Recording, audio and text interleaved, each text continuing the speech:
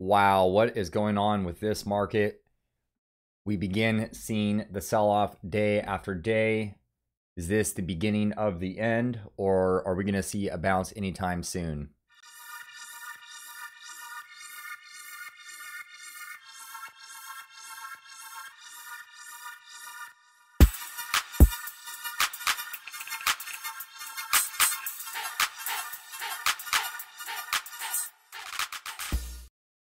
Okay, welcome. This is Patrick, and you're trading with Prime. Let's get into it. Let's get straight into it. What a scary day. What a scary last few days here. You know, I have to say this is becoming more and more concerning. And really what I want to do is take a bigger picture, perspective of what is really going on. Are we just simply coming back to back test, or are we going to, come back test, find a bounce, and then head higher? Are we going to sell off right through the old highs? You can see the S&P 500 here on the screen. We've been in this uptrend, and to be honest with you, technically speaking, we are above uptrend. I mean, it's more of a zone. We could draw the line kind of like this. That's one way of looking at it. We could also draw a line up from over here, and if we did draw this last line up, that would indicate that we had already broken trend, and then we're just going to continue selling off here. Something I want people to kind of focus on without getting too spooked or freaked out, and really just taking this thing one day at a time. We have to really watch price action one day at a time. Do I want to hold my long-term positions? Do I want to sell them? How do I want to play this exactly? Because this is a lot of profit to be losing here. And if I do a quick, just from where we're at, once we pass through the old highs, we've gotten up to about 8%, 7.5%, 8%. And then the sell-off so far has been, well, I can't see it here on the screen. The sell-off has been roughly, yeah, okay, so we're down 6.9% on the S&P 500. So something to really keep in mind is do I want to be holding these things? If I'm long-term and I bought down here in the March lows or even halfway up, at what point do I want to begin considering selling these? I'm going to be honest with you guys, and you know what? Here's the thing is, like, I absolutely can be wrong about this. It would not be the first time. It won't be the last time. I can be wrong about this. But what I'm personally looking at for the S&P 500 is I'm looking at this price in here, and I'll explain why in a second. Okay, let me do this for you guys. There's kind of a reason why I'm looking at this, but this is kind of the general area, and really it's more of a zone. It's in between 316 and 320, and the reason why I say that is for several reasons. We're going to look around the market, but first of all, if we did draw the trend line like this, oops, what's going on here? Come on, work with me. If we drew a trend line going up this way, we did break down through it, and on the yesterday's candle, which was Friday's, we did back test, and then we've so far been selling off even more. That's one reason. Another reason is if I did draw a trend like this, technically speaking, we did break trend today. If it was the top part of the zone or through, overnight, maybe we rallied up a little bit, we retraced a little bit, and then we started selling off again. And then, of course, we're going to land right on trend. Now, here's the thing. And then one more quick thing to something that we cannot lose sight of, and that's this volume here. Take a look at the volume the last several days. To me, it's more than just, profit taking. Profit taking is maybe 1%, 2%, maybe a 4%. But once we start getting in the 8% range, between 7 and 8 and 9 and 10%, that's more than just profit taking. However, this overall market is technically speaking in an uptrend. It's still technically a bullish market. And let me say one more thing while we're on this, is that even if price does, even if price does, so right now we're going to close the day down here somewhere. Right now it is 12:53 p.m. So I apologize if my Thinkorswim notification goes off at market close. One thing to note here is that it is possible tomorrow, let's say we gap higher in the morning. It's possible to gap higher and then to take off here. But because of where we're at in the market, any type of gap higher or reversal to the upper portion would be another opportunity to short the market, in my opinion, versus, trying to go long and pick a bottom. It's better to, in a downtrend, it's better to wait for the bounces, and when you get the rally and then to hit the rally with the short, that's the best chances. You know, trying to short this right now at support doesn't make sense. It also doesn't make sense to go long just yet because we haven't actually had a reversal candle, especially not on the daily chart. And even if I go down the time frames, even if I go to the hourly chart, we thought we saw a reversal candle this morning, and then as you can see, what played out is lower prices. So I'll go ahead and highlight this reversal candle. And just this volume, like notice the volume the last few days here, guys. This is getting pretty intense. We are in a downtrend now, and so that's one thing to kind of keep an eye on. So if I just did something like this, anytime price got back to the yellow trend line, it would be another opportunity to short it. Keeping in mind that we will have support down here at certain prices, and to be mindful of those areas. And now, as far as the reversal candle this morning, we came into the day, it looked promising. We had a reversal candle, and we were kind of talking about this in Discord today. Like, if price could stay above this area and not close below the low of that first reversal candle out of the morning, if price could stay above that, that would be, you know, maybe we could give the bulls the benefit of the doubt. But that is not what happened. They've already sold off towards the end of the day. They've sold off into the last 2 hours of the day, and now here we are about 5 minutes from market close. And again, price is closing near the low of the day. Unless something happens dramatically in the next 5 minutes, I would expect lower prices, keeping in mind that we could see a relief rally at any point. And like we were talking about a couple days ago, I don't know if it was on stream that we were talking about, maybe it was Friday, we had a video where we talked about wider swings. We're going to start to see these wide swings, and so far that has been the case. We saw the first leg down, second leg up, maybe an ABC pattern. But another way to look at this is it could be a 5-wave, you know, and I'm not a Elliott wave expert, you know, but we could start to see several waves down. Those are all things to keep in mind. Yeah, you know, to have the discussion about whether the Fed is going to step in and buy the market, or they're going to print more money, or you know, they don't actually print money these days. It's not like the old days where they could just print money. That's not actually what they do. And we don't have to get into all that. Will there be more stimulus? Probably. I mean, the government doesn't have a choice. Will the stimulus come before the election? It's likely there will be some sort of stimulus before the election. And then you can rest assured that after the election, there for sure will be stimulus, regardless of who takes office, not to get political. There will be more stimulus down the line. And these are all things that keep note of. But as far as inflation and they're printing more money, like, yeah, I'm sure the Fed has our back, but I wouldn't say the Fed. I would say the government itself has the back of the people, or rather they should have the back of the people. Time will tell on that. To make this video a little bit quicker, I'm just going to run through some charts and give a bigger picture perspective of why I believe we're at where we're at, and why I personally am looking to close a lot of my longer term positions. So looking at this right here is a DJT, which is the transports.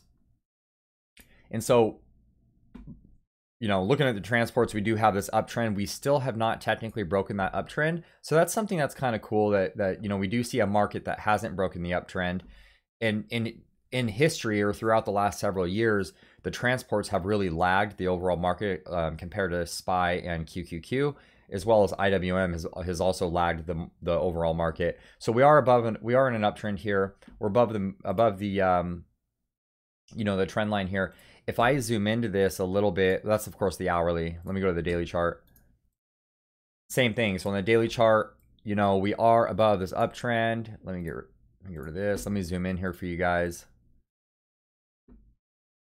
So if I just looking at this pattern, there's nothing out there that says this isn't possible. And I know there's some people who probably aren't even looking at this, but this is absolutely possible. You guys can now see it on my screen. I probably don't have to draw on this last line, but you can kind of get the idea of, is it possible this whole thing was a relief rally? Yes, that's possible. We won't know until if and when this thing breaks down.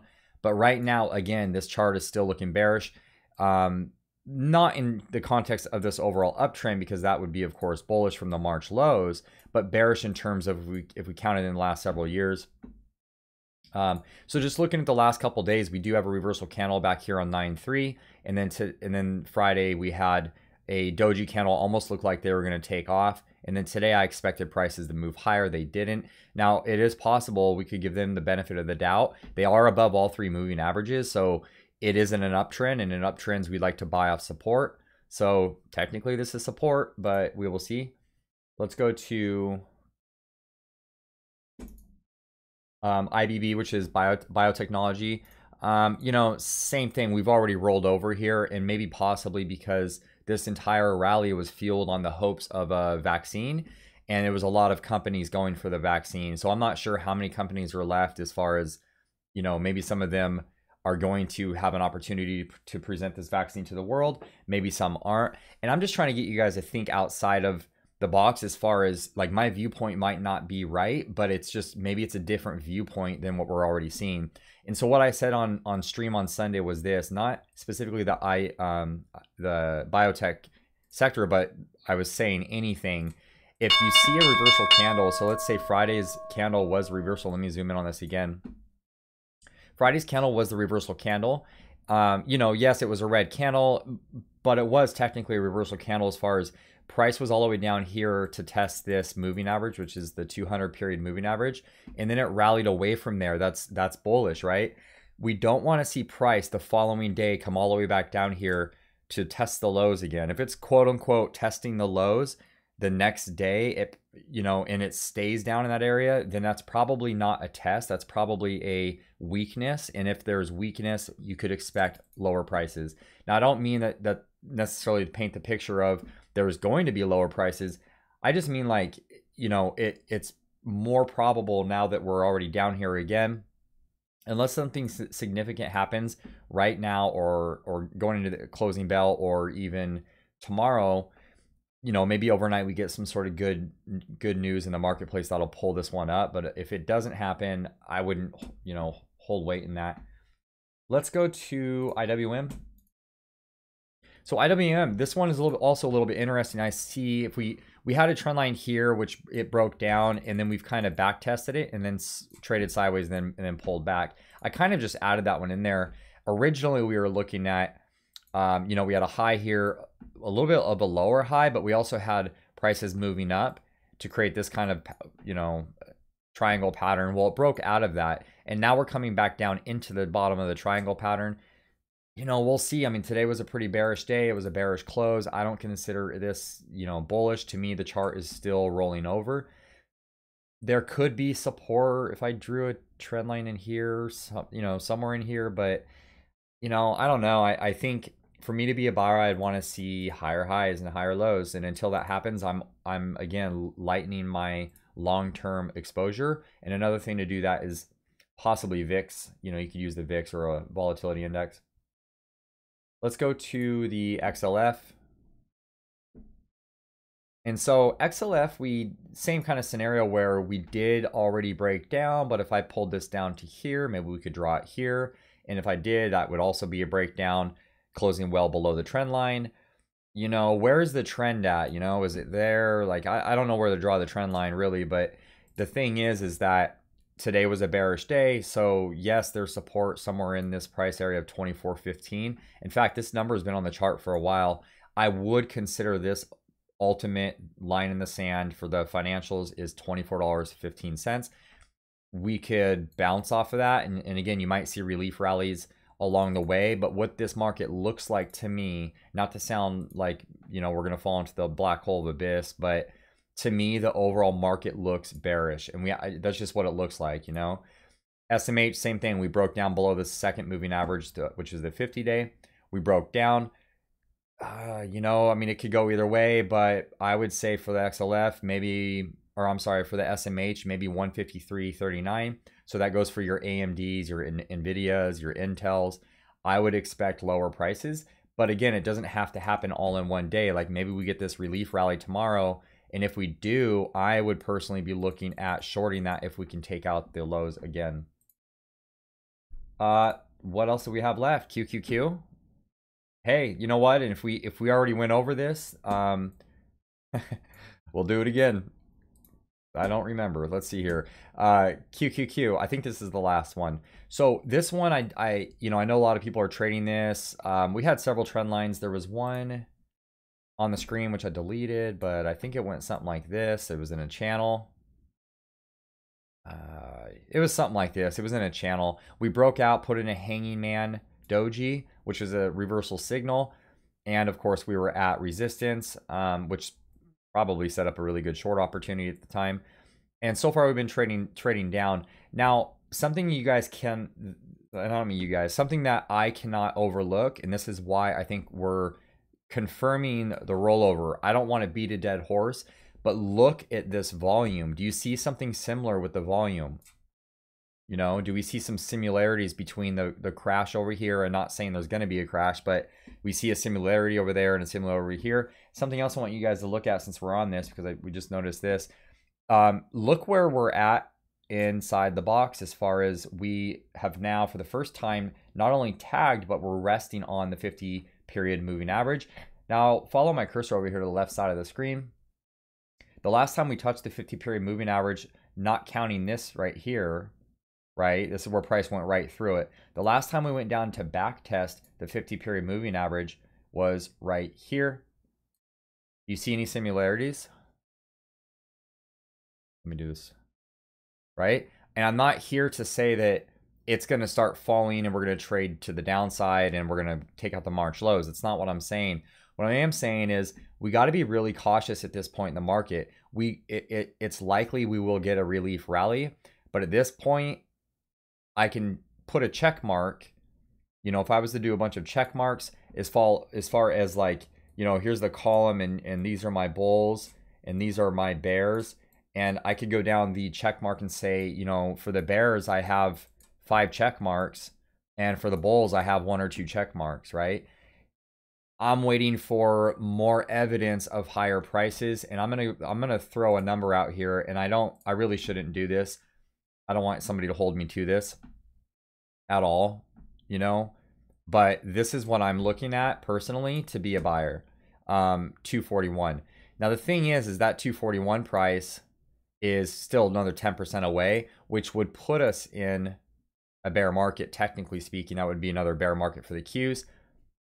And that's the thing is, I don't know if we'll get there. Maybe it'll be a little bit higher than that. Maybe it'll be around 247, and then by the time it gets to 247, this 200 period moving average will be up here. You know, maybe there's even support at 255.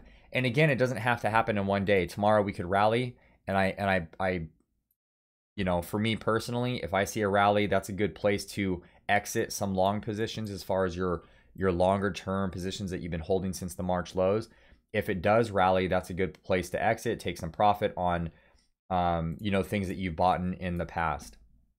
And then of course, the other thing is I'm personally looking at this point, I'm looking for more short opportunities than I am to go long, because to me, clearly it's becoming more evident that the trend is possibly changing. That pretty much wraps it up for today, guys. Be sure and hit the subscribe button if you are new to the channel, if you want to stay up to date. We go live Sundays, 5 p.m. Pacific Standard Time. And then also check out the Discord. We have a Discord. The link is in the description. And also the website is in the description of the video. Hit the like button if you've gained value out of these videos. And hopefully we will see you Sunday, 5 p.m.